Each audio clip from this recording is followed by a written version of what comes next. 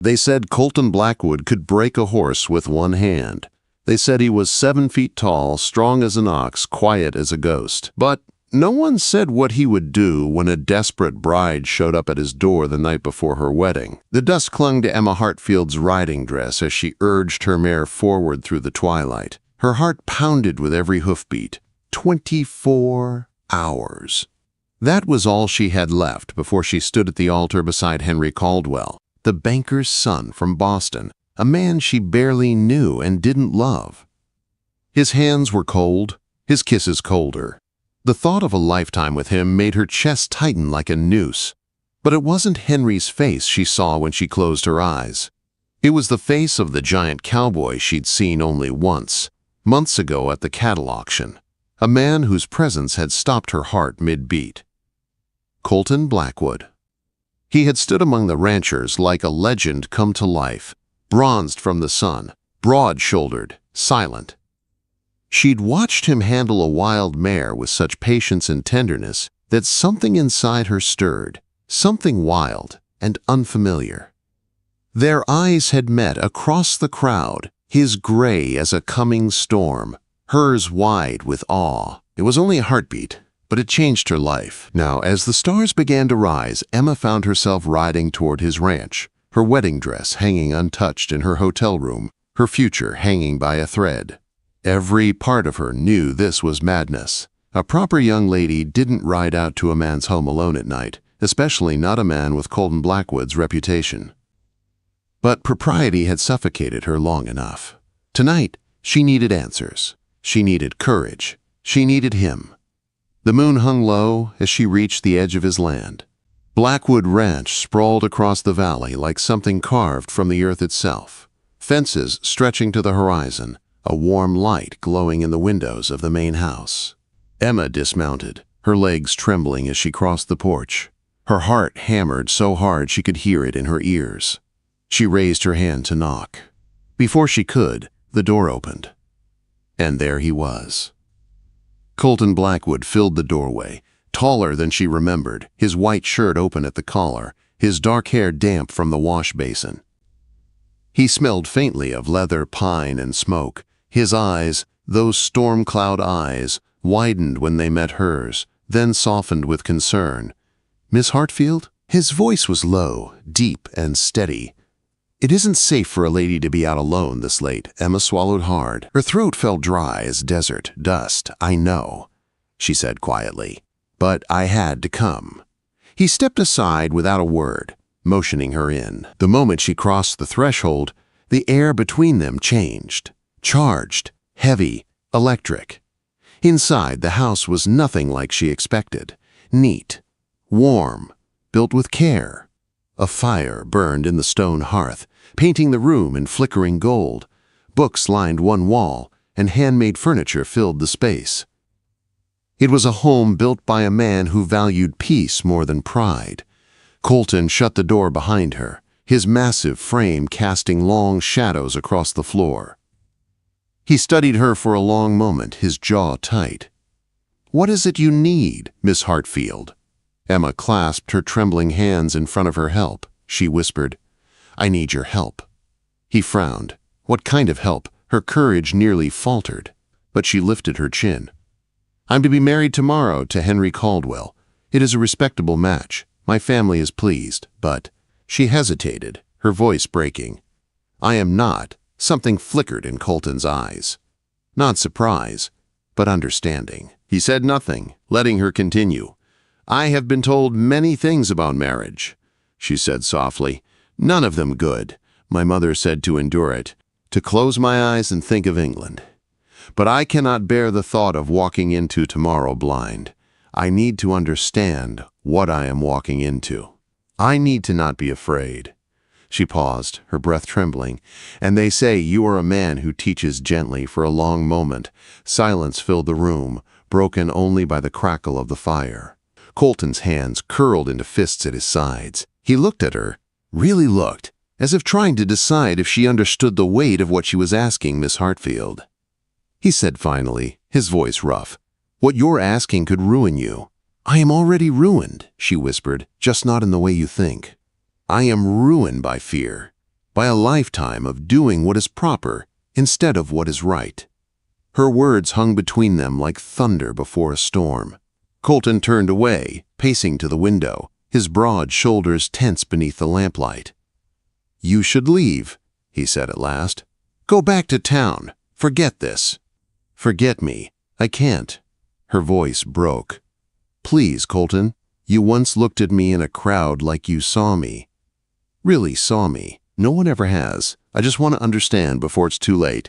I want to feel alive before I'm locked in a life that feels like death." He turned then, slowly, his eyes meeting hers with something fierce and dangerous. He crossed the room in 3 long strides, stopping so close she could feel the heat radiating from his body. Emma's heart raced so wildly she thought she might faint. "Do you even know what you're asking me for?" he murmured.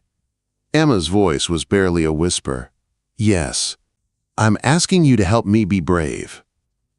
For a long moment, Colton didn't move. The tension in the room was thick enough to choke on. Then, finally, he nodded once. "Then listen well, Emma Hartfield," he said, his tone steady but his eyes dark. "Whatever happens tonight stays here, between us. You walk out that door tomorrow, and you marry your banker. You live the life you've been given. But tonight," he paused, his voice dropping low. "Tonight, you learn to stop being afraid." Emma felt her breath catch. The fire crackled louder, as if the flames themselves leaned in to listen. And with that, Colton reached for her trembling hands. The night had only just begun. The fire crackled softly as Emma stood frozen in the center of Colton Blackwood's cabin. Her gloved hands trembled, her breath shallow in her throat. Outside, the wind howled through the open plains, but inside, the world was still, waiting. Colton's gaze held her where she stood. He looked at her the way a man looks at a wild creature he doesn't want to frighten, strong and cautious all at once. His jaw was tight, his storm-colored eyes unreadable. "Sit," he said finally, motioning toward the armchair by the fire. Emma obeyed, lowering herself onto the edge of the seat. Her hands twisted in her lap, the firelight glinting off the small gold ring her mother had given her that morning. "You think I'm foolish," she said quietly. Colton leaned against the mantel, crossing his massive arms. "I think you're brave. Foolish and brave often walk hand in hand." Emma's lips curved into the faintest smile, though her eyes shimmered with nerves. "Then I suppose I'll take both." He studied her for a long moment before speaking again. "You don't belong out here, Emma. The plains are rough. The men rougher. You were raised in a world that measures a woman's worth by how quietly she speaks and how perfectly she obeys." His voice softened. "Why come to me?" Emma met his gaze, her chin lifting. "Because you looked at me like I wasn't just someone's daughter or someone's future wife. You looked at me like I was real. I needed that." For a moment, Colton said nothing. Then he exhaled slowly, the sound low and heavy. "You want me to teach you how not to be afraid?" he said, almost to himself.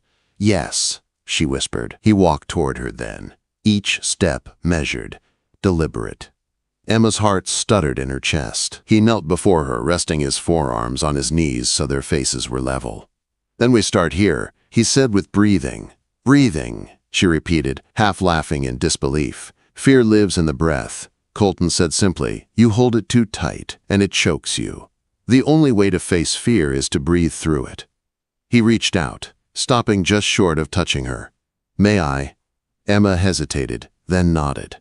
His hand came to rest gently against her chest, above her heart.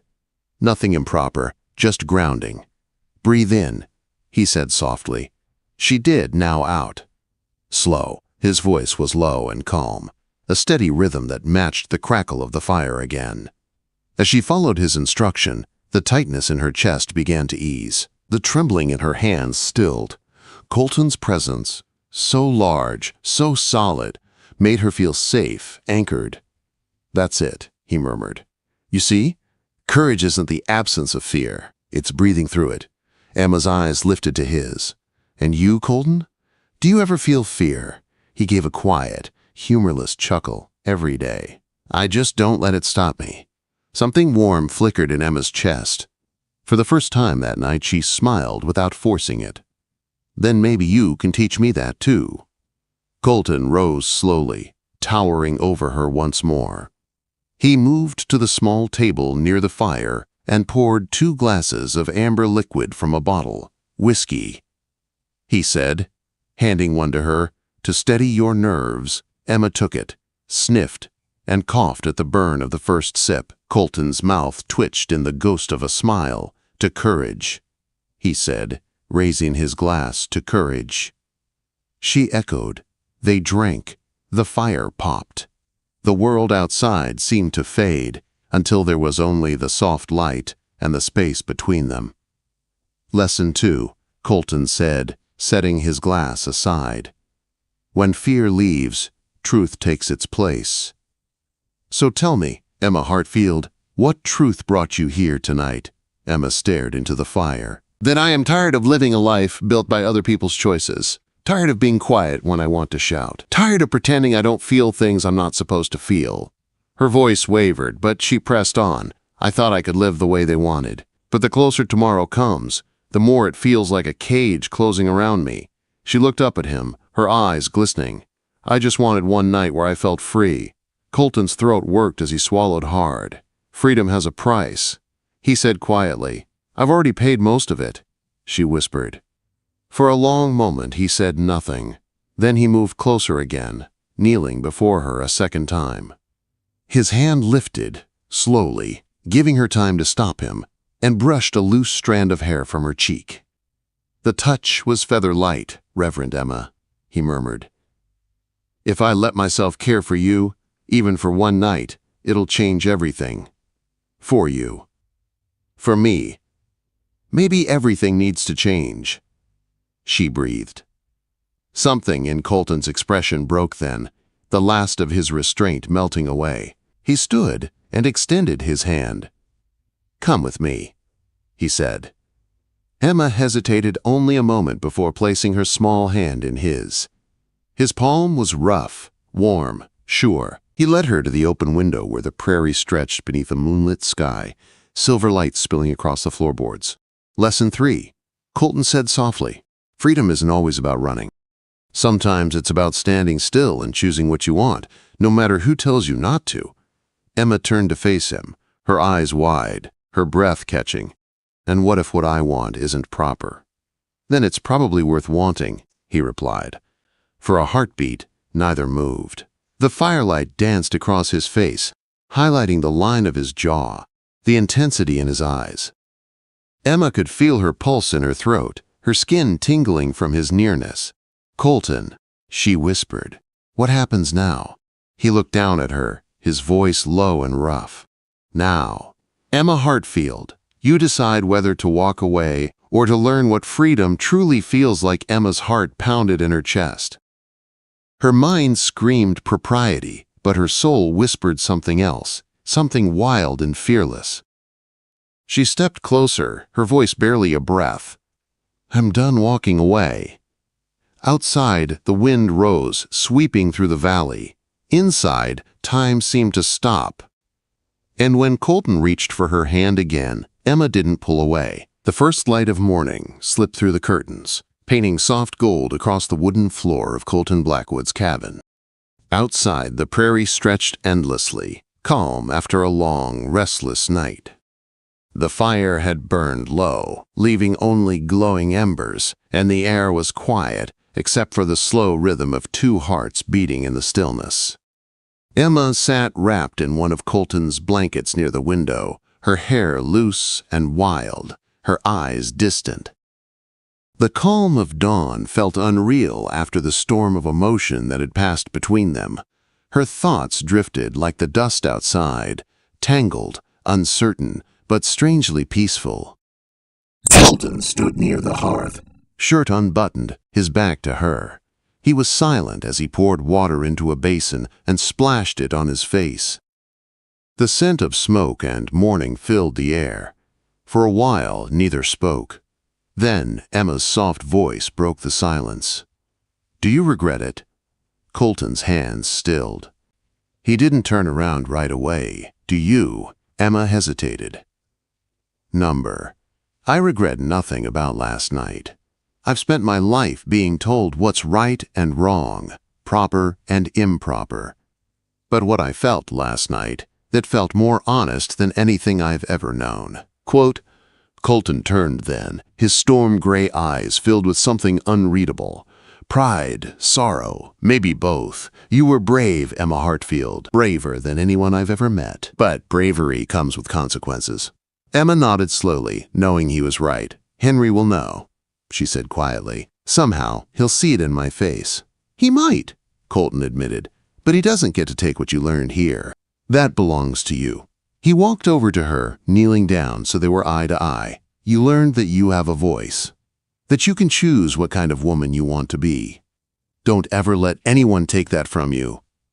Emma looked at him, her heart aching. What about you? What about me? She reached out, her small hand resting against his jaw. You taught me to be brave, Colton. But what will you do now that I have to leave? He smiled faintly. A sad, tired smile. I'll do what cowboys do best. I'll keep going. Fix fences. Break horses. Try not to think about the one woman. I can't have Emma's eyes filled with tears. You could have had me. You still can. Colton's jaw clenched. You're promised to another man. You belong to a world that doesn't forgive women for following their hearts. If you stay, you'll lose everything. Then let me lose it, she whispered. If that's the price of freedom, I'll pay it. He stood and took a step back, shaking his head. You don't understand what that means. Once a woman's reputation is gone, there's no getting it back. No matter how unfair that is, Emma rose too, the blanket falling from her shoulders, her chin lifted in quiet defiance. Then maybe it's time someone stopped caring about reputation. Maybe it's time someone lived for themselves, not for the whispers of others. For a long moment, Colton said nothing. Then he closed the distance between them, his hand cupping her face with aching tenderness. You deserve a better life than this ranch can give you. Comfort, family, security. I can't give you those things, Emma. Her eyes glistened. You've already given me more than any of them ever could. You gave me truth. The words hung in the air like sunlight through dust, fragile, golden, and real. Outside, a horse whinnied in the distance. The sun had fully risen now, spilling light across the plains. It was morning, and with it came the weight of the day. The wedding that would never happen, the world that would soon know her secret. Emma began to dress, her movements slow, deliberate. Each button, each ribbon tied felt like part of a goodbye she didn't want to make.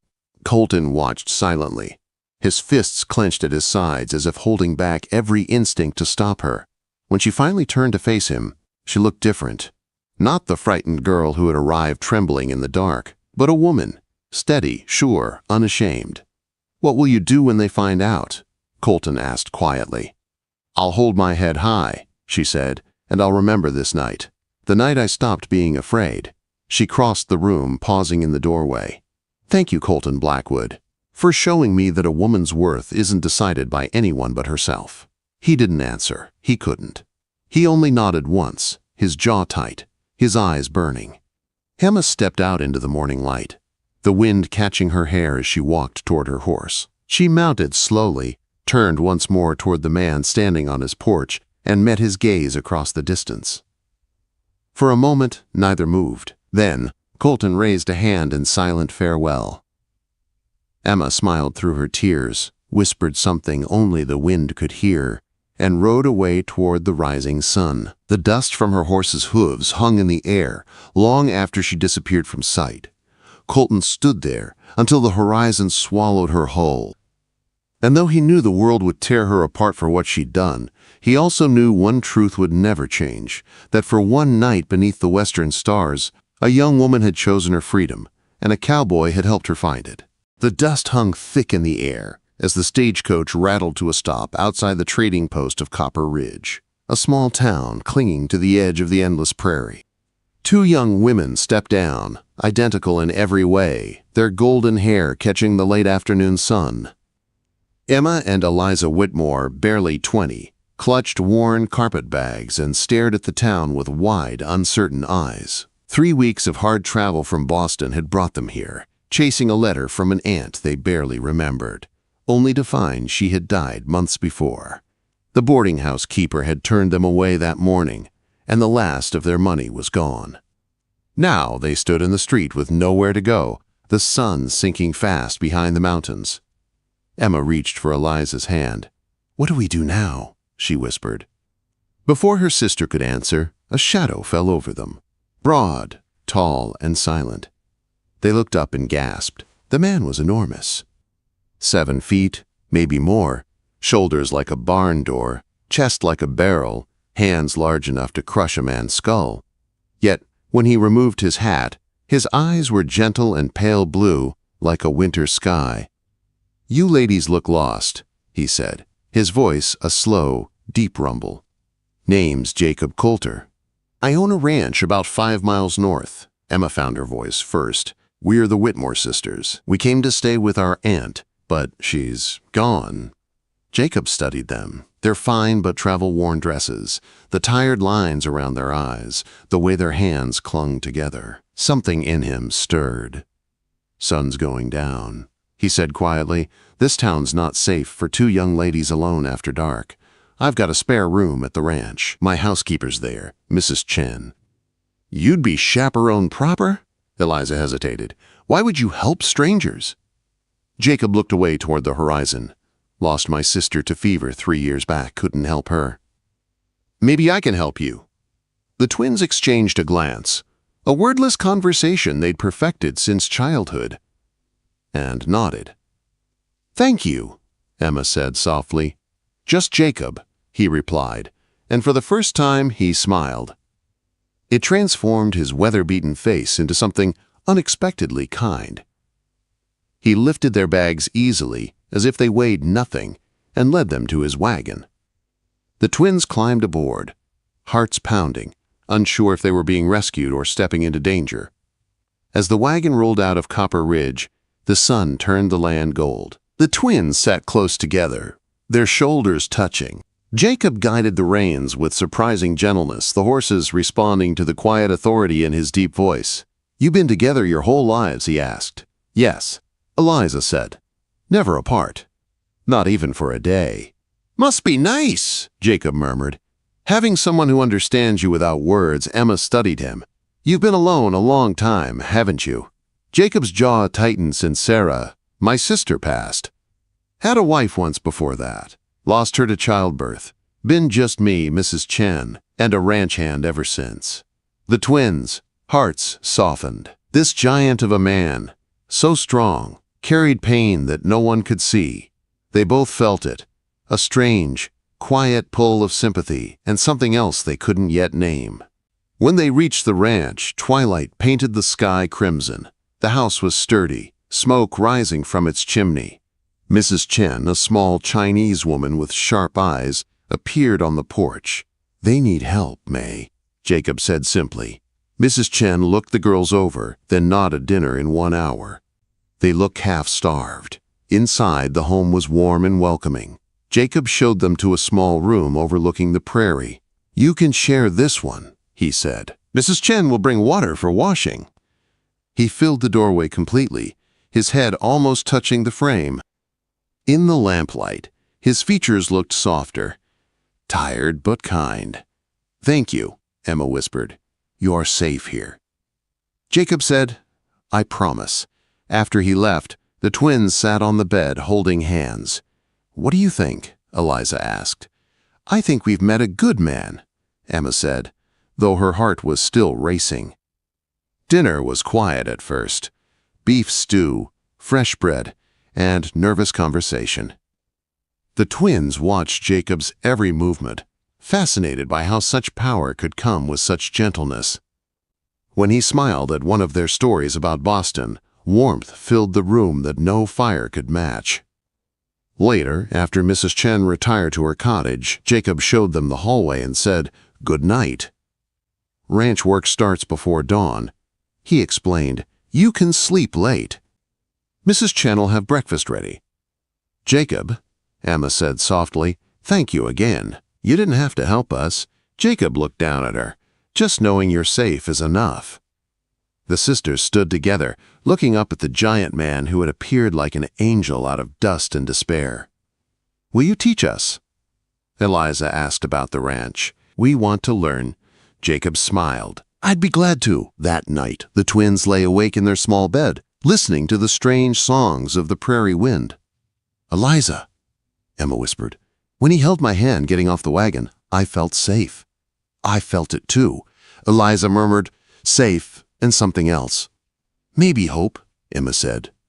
They drifted to sleep, dreaming of the giant who had rescued them, not knowing that their arrival had already changed his lonely life forever.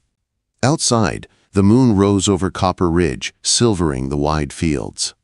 Inside the ranch house, 3 souls under one roof began a story that would challenge everything the frontier believed about love, family, and fate. The prairie woke early. Sunlight spilled across the wide land, turning the grass gold and the barns silver with dew. When Emma and Eliza stepped outside, they found Jacob already at work, his huge frame moving with quiet purpose as he hauled hay to the horses. He noticed them immediately and smiled. Morning, ladies. Sleep well. Yes, Emma said shyly. Better than we have in weeks. Good, Jacob said, setting down the pitchfork. You ready for your first lesson? The twins looked at each other and nodded. We are. Jacob led them to the barn. The air inside smelled of hay and horses. Sunbeams fell through the cracks in the roof, lighting motes of dust that drifted lazily in the air. This here, Jacob said, patting the side of a tall black stallion, is Thunder. He's big, but gentle. Like me, I guess. The horse snorted softly, as if agreeing. Jacob showed them how to brush the horses, how to move slow and steady so as not to startle them. His huge hands guided theirs. Strong, sure, but always careful. Don't be afraid of him, he said gently. Animals can feel fear same as people. At first, the twins' movements were hesitant, awkward, but Jacob's patience never wavered. His calm voice filled the barn like music. After a while, the sisters began to laugh as Thunder nudged them with his nose, searching for apples. Jacob chuckled too, a deep, warm sound that made the air feel lighter. For the first time since their father's death, the twins felt joy without guilt. At midday, the sun was high, and Mrs. Chen called them in for lunch. She served stew and cornbread, and as they ate, she studied Jacob with an expression that mixed affection and curiosity. You smile again, she said to him in her thick accent. Good. Too long you look like stone. Quote. Jacob only smiled wider. Maybe I just needed some company. That afternoon, he took the twins out across the ranch. They learned to mend fences, gather eggs, and pump water from the well. The work was hard, but Jacob never let them lift more than they could handle. Every time one of them stumbled, his hand was there. Steady, strong, reassuring. When the sun began to set, they climbed a small hill that overlooked the ranch. The sky blazed with color, orange, gold, and purple, all melting together. The wind played with Emma's hair, lifting strands that shimmered like sunlight. It's beautiful, she whispered. Jacob stood beside her, arms folded this land. He said quietly, It gives back what you put in. But it can take, too. Took everything from me once the twins turned to him. Your wife, Eliza said softly. He nodded. And our baby. Fever came fast. I buried them both out there by that line of cottonwoods. His voice faltered, and for a long moment, no one spoke. Emma's eyes filled with tears. Without thinking, she reached out and took his hand. Her small fingers barely wrapped around 2 of his. I'm sorry. She said I can't imagine losing that much. Quote. Jacob looked down at her hand in his, then up at the sisters standing together in the fading light. You two remind me that there's still good in the world. He said that maybe life can start again. The words hung between them like a promise. That night after supper, the 3 of them sat by the fire. Jacob read aloud from a worn book of poetry, his voice deep and steady. The twins sat together on the sofa, listening to the words but hearing more than what was spoken. The loneliness in his tone echoed the emptiness they felt inside. When he finished, Eliza said quietly, "You read beautifully." Jacob smiled faintly. "My mother taught me before she passed. She said words can heal."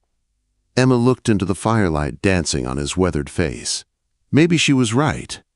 A silence settled between them, not awkward, but peaceful, the kind that grows when people start to feel safe around each other. Before heading to bed, Jacob stood in the hallway, one hand braced on the doorframe. "I know this ain't the life you planned," he said softly, "but you've brought something into this house that's been missing for years." "What's that?"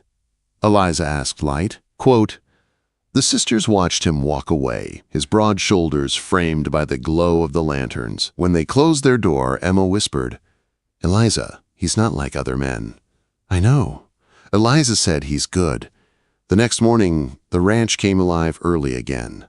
The twins helped Mrs. Chen with breakfast, laughing as they tried to flip pancakes that kept sticking to the pan. When Jacob walked in, he paused in the doorway, watching them.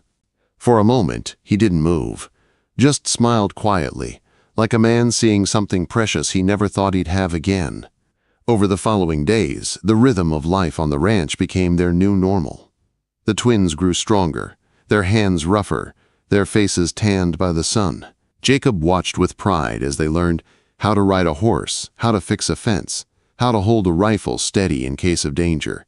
One evening, a storm rolled in from the west. Wind howled through the cracks. Rain lashed against the windows. The twins were frightened, but Jacob kept the fire burning bright, his presence as steady as the land itself.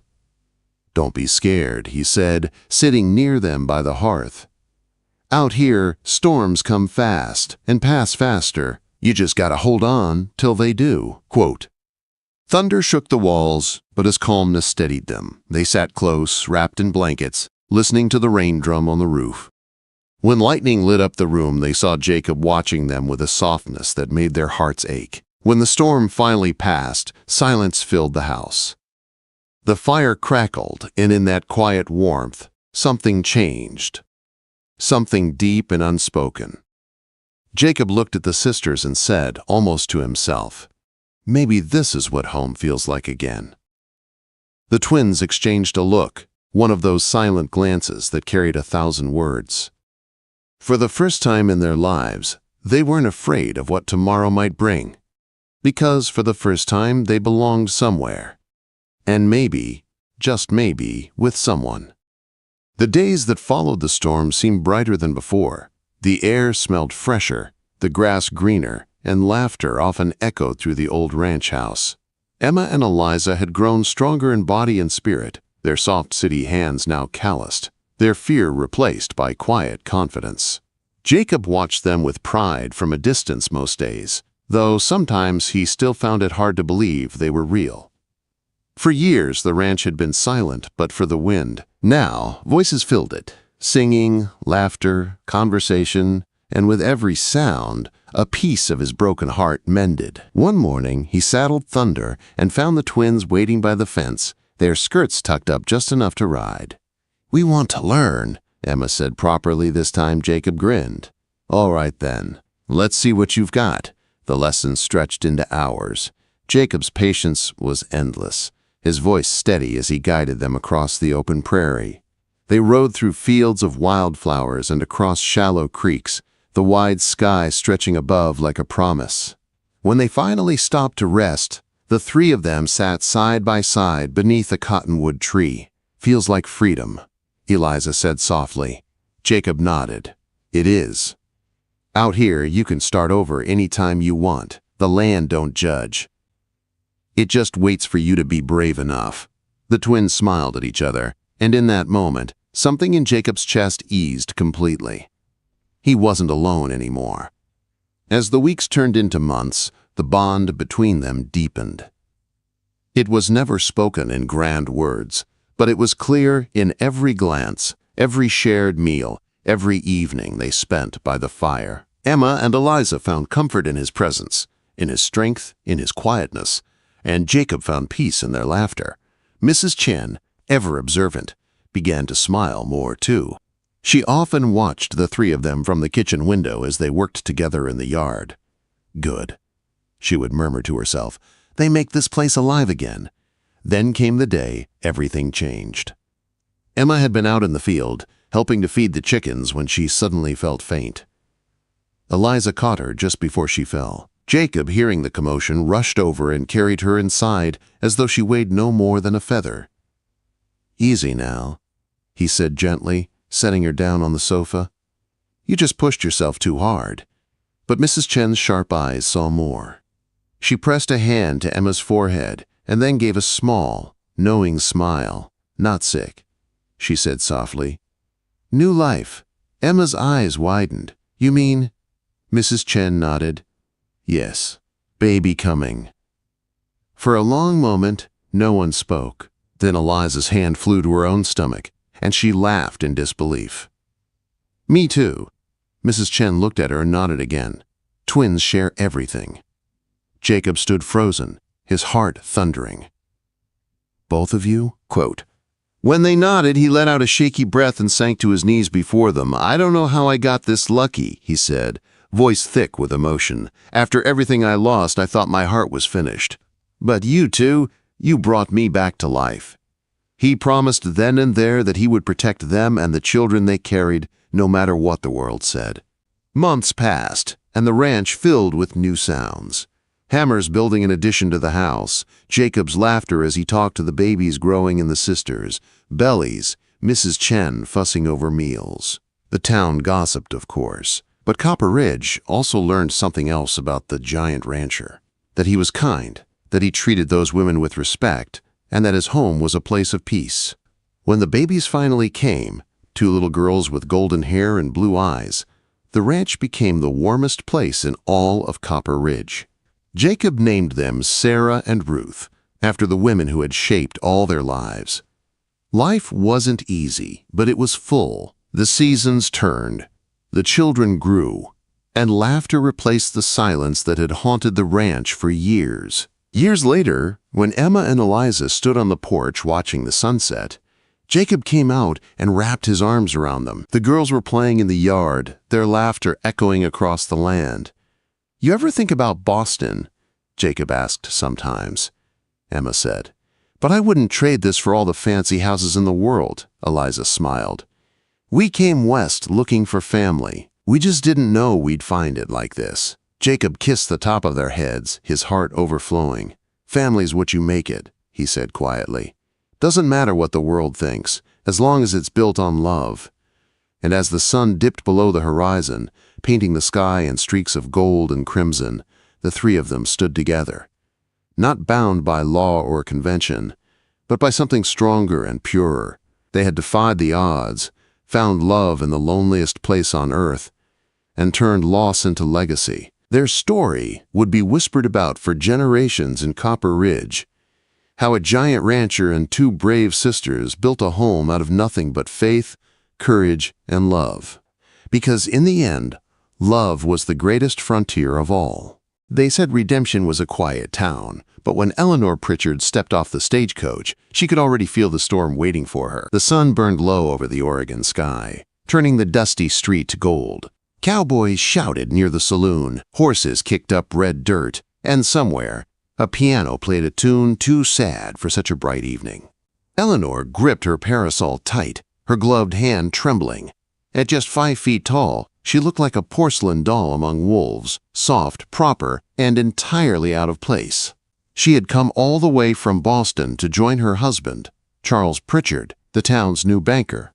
3 months of marriage, and already she understood that her husband's world was built on ledgers, rules, and silence. He was a man who spoke of profits more than people, who saw everything, even her, as an investment. The stage driver tipped his hat and gestured toward the bank.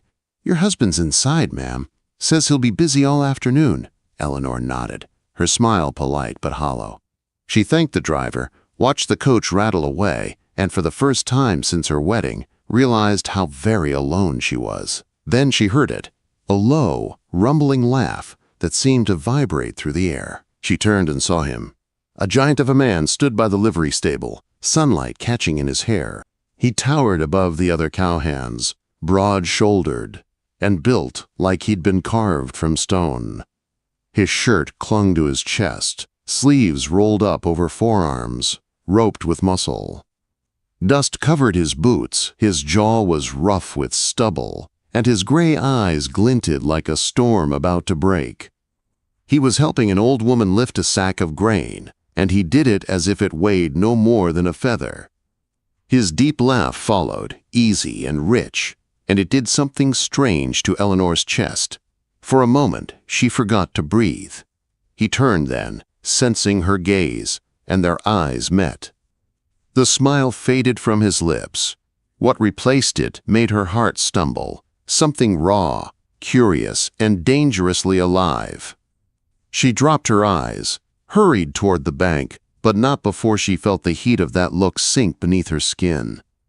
Inside, the air was cooler, but heavy. Charles barely looked up from his desk when she entered. "Your belongings have been delivered," he said flatly. "Mrs. Henderson will help you settle in. I expect you to manage the house properly." That was all. No embrace, no smile, just ink, paper, and the scratching of his pen. That night, Eleanor sat alone in a house that didn't feel like hers. Lace curtains, polished furniture, everything perfect, everything cold.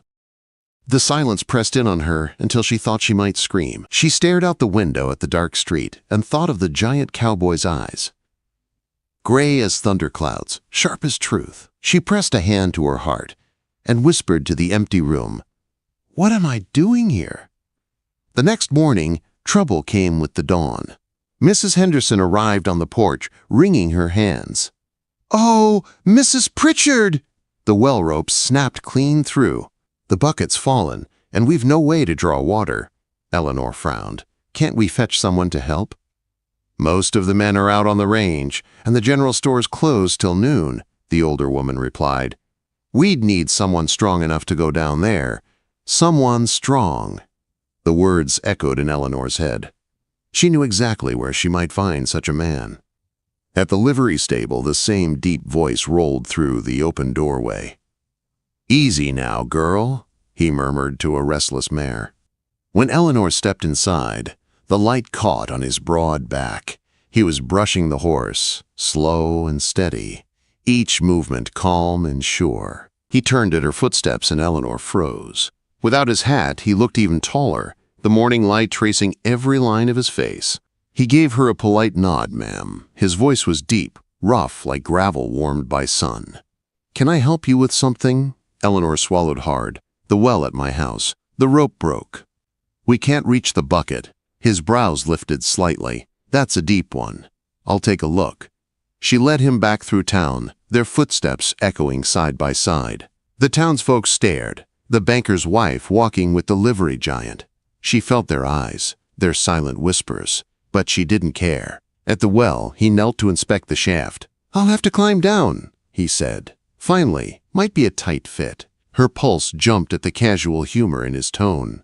"Is it safe?" He gave her a crooked smile. "Ma'am, I've been in tighter places and come out just fine." Before she could respond, he had stripped off his coat and lowered himself down with the new rope. His shoulders barely fit through the opening, muscles straining as he descended. Eleanor gripped the edge of the well, her heart pounding as his voice drifted up from the dark. "Don't worry about me, little lady. I've got it." Quote. Minutes later, his head appeared again, the rescued bucket in one hand. He climbed out, breathless and slick with effort, the morning sun glinting on his skin. He set the bucket down, water sloshing, and sank to one knee, catching his breath. "Are you hurt?" Eleanor asked softly, kneeling beside him without thinking. He looked up at her, eyes dark and unreadable. "Just fine, ma'am." Was a tight squeeze, that's all. Their eyes met again. Close this time, too close. Something electric sparked in the air between them. She drew in a shaky breath, realizing her hand still hovered near his shoulder. She pulled it back quickly. "Thank you, Mr. Garrett," he said, standing Garrett Cole. "Well, Mr. Cole, I'm very grateful." He smiled, slow, and knowing any time you need help with something tight, ma'am, he said lightly. You just let me know. The words were innocent enough, but his tone carried something that made her cheeks burn. That night, Eleanor lay awake, staring at the ceiling, listening to the night sounds of the prairie. The wind, the crickets, the soft groan of the boards. But underneath all of it, she heard his voice, that low rumble in her chest. Garrett Cole, the man who had looked at her like she was more than fine porcelain, like she was something alive. And for the first time in months, she felt her heart beating, wild and dangerous, like the untamed land outside her window. 3 days passed, and Eleanor told herself she would not see him again. She told herself it had been nothing, a favor, a kind gesture from a helpful man. Yet every time she walked past the window, she found her eyes drifting toward the street, hoping to catch a glimpse of him. Every time she fetched water, she thought of his hands on that rope, the quiet strength in his voice. On the 4th morning, she found an excuse. The garden fence had a loose board. Surely that required help. Mrs. Henderson offered to fetch someone from town, but Eleanor shook her head quickly. No need, she said, her heart already racing. I know someone. Garrett was at the livery again, repairing a saddle when she arrived. He looked up, surprise flickering across his face, before a slow smile formed. Well, if it isn't the banker's wife. What brings you here this time?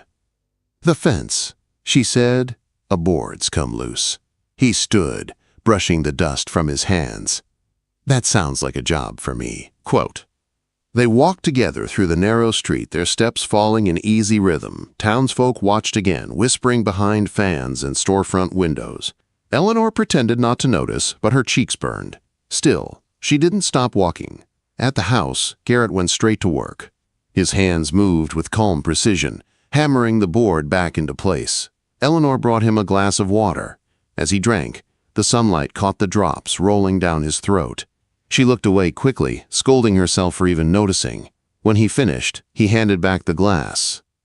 There you go, ma'am. Good as new. Thank you, she said softly. You always seem to appear when I need help. He looked at her for a long moment, the corner of his mouth curving. Seems like you find a lot of things that need fixing lately. Eleanor froze. I suppose I do. Garrett stepped closer, not enough to touch, but close enough for her to feel the heat of him. His voice dropped low, and I think we both know why.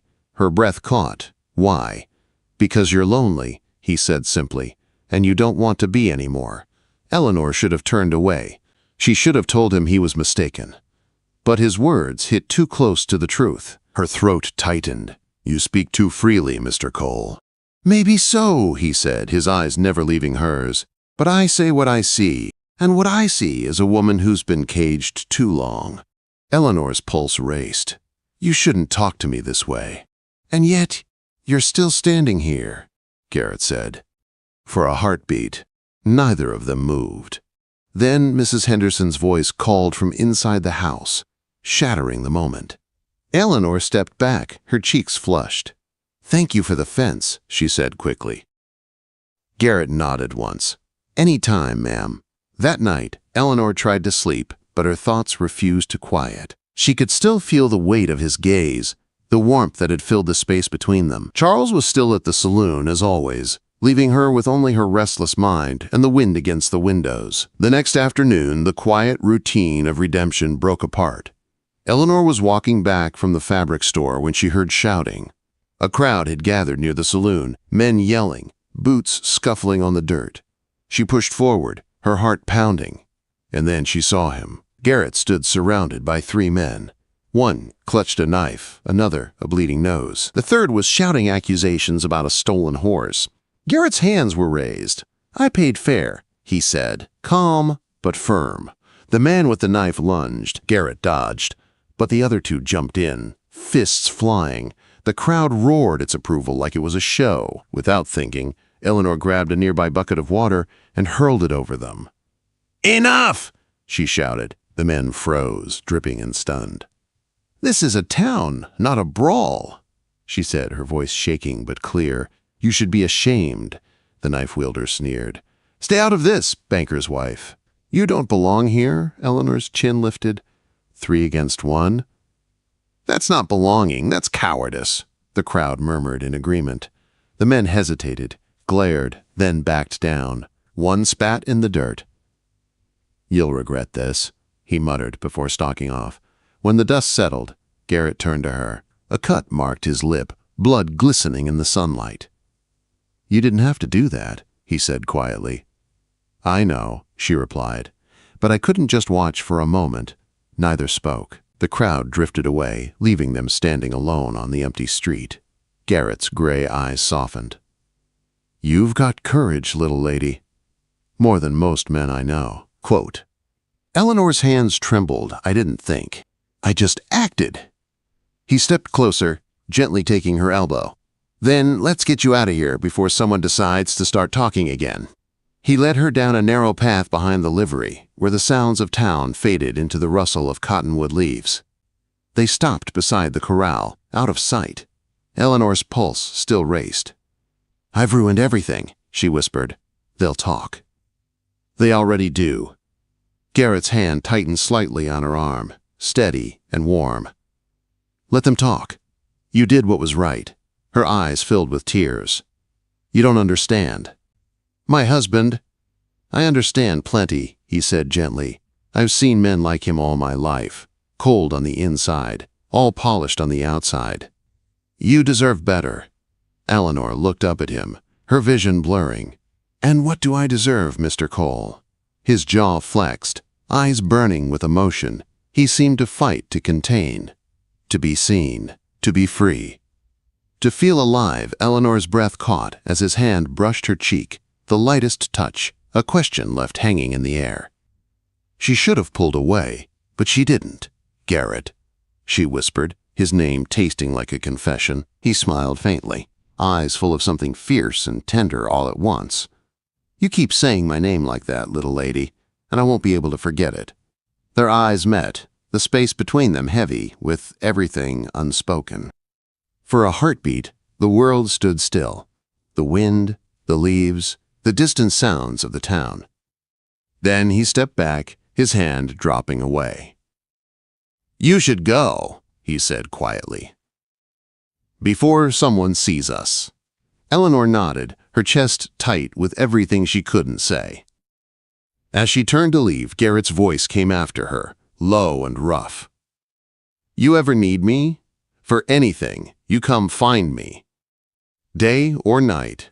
She didn't look back. If she did, she wasn't sure she'd have the strength to walk away. That night, as the lantern flickered in her bedroom window, Eleanor stood staring out at the dark line of trees beyond the town.